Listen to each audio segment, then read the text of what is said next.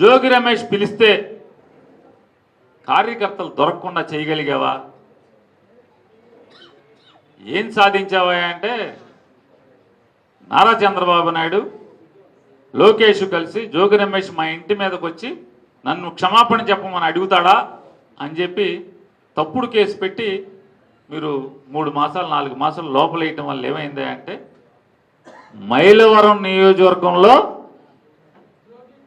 2 సంవత్సరాలు నిండేప్పటికీ వాళ్ళ ప్రభుత్వం వచ్చి 2 ఏళ్ళు నిండేప్పటికి ఇంకా 3 ఏళ్ళు ఉండగానే మైలవరం నియోజకవర్గంలో ఏ పరిస్థితుల్లో కూడా జోగి రమేష్ గెలుపుని ఆపగలిగేవాడు ఎవడూ లేడనంత సానుభూతిని కార్యకర్తల్లో కట్టడిని తీసుకురావడం అనేది ఎవరి వల్ల అయిందంటే ఆ తండ్రి కొడుకుల వల్ల అయింది.